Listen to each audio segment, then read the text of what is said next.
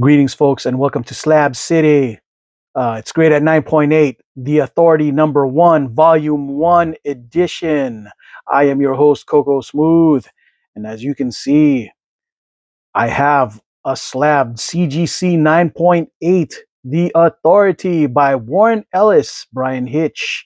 I believe it's Paul Neary. Yeah, and Laura DePoy. I think she goes by another name now, last name, but yeah, that's how if I remember correctly. Either way, yeah, this book, well, before they were the Authority, they were Stormwatch, and you'll notice that the imprint here is Wildstorm.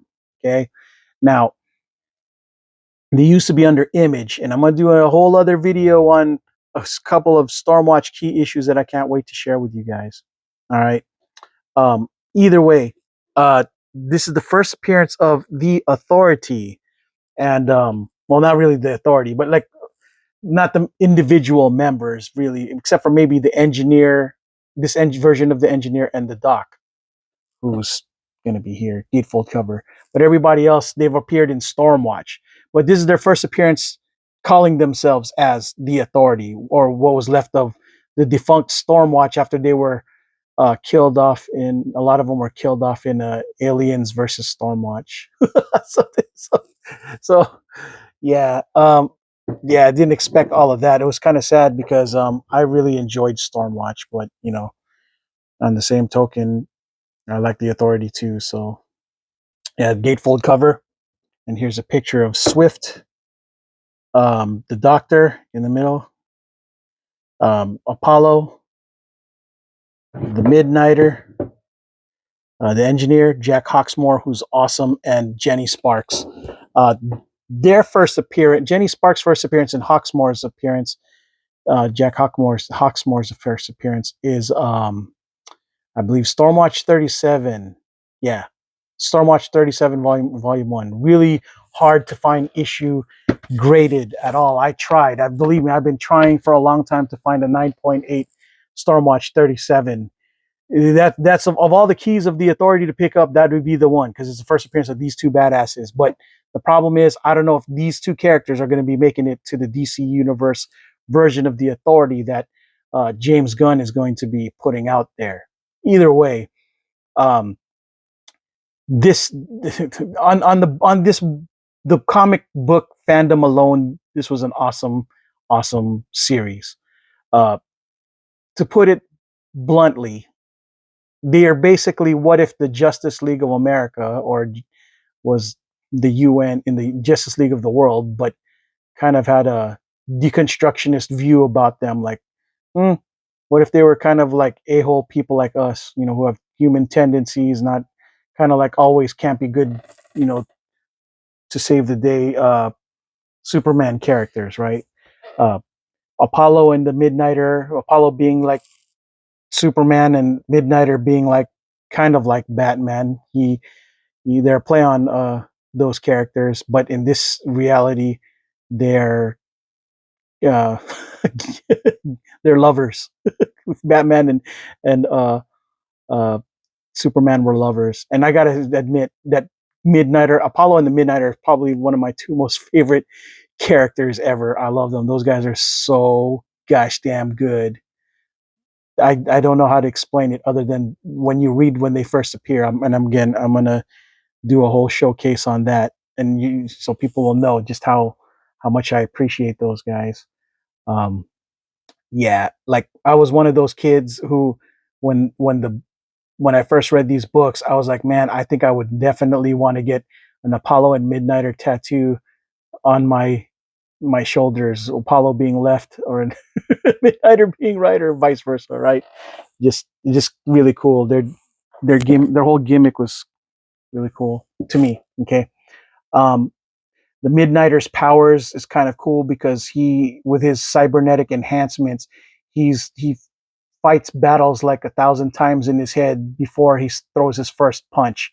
So he already kind of knows how he's going to whoop your ass, right? He calculates in his brain that fast, kind of like how Batman's just Mary Sue and fighting, kind of like just ready to whoop anyone's butt. And then there's uh, Apollo, who's basically Superman powered by the sun.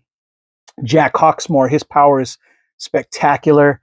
But he does have a weakness. His power is he has to be in the city. He gains his powers from the pollution of the city, that kind of thing. So he has to be around by city.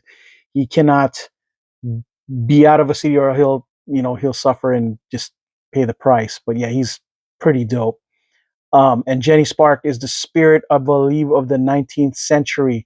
Like her and one other character from another book that I'm gonna showcase at some point soon. Yep, Planetary. There, Warren Ellis really has a thing for um, these characters that were born in the first of the century, and some of them would have like extremely long lives with spectacular powers. And Jenny Sparks is that person. She's funny, and I love her. And I was so sad that when Warren Ellis's run ended, he kind of, well, I'll let you guys figure it out.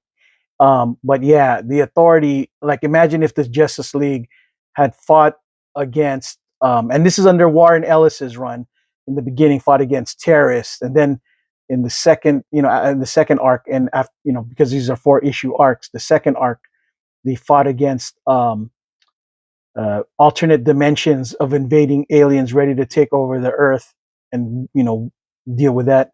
And then eventually in the third and final volume of Warren Ellis run, they've will go up against a god from the way they view things, right? Like a real powerful alien presence who's just pretty powerful, and they found a way to defeat that. So yeah, I just got like it was watching a cinematic movie. Like Bryan Hitch's art is spectacular, folks. Like I know his art is a much like Alan. I think it was Alan Davis or something Davis, but oh my gosh, it escapes me. Anyway, um, uh, if you guys ever read the Ultimates comics, like the Marvel Avengers, the Ultimates, from the Ultimate Universe, a lot of it is started off here. It was like watching cinematic screenplays, all sorts of fantastic damage taking place, global scale, and the detail. It was like really watching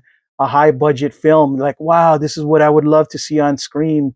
All they would have to do is find a talented director to put that visual on screen, Zack Snyder or Ronald Emmerich, and any of those fools that did gosh dang ID4 with the level of destruction and things that you can see on a grand scale. Yeah, that's what it was like, reading, this book.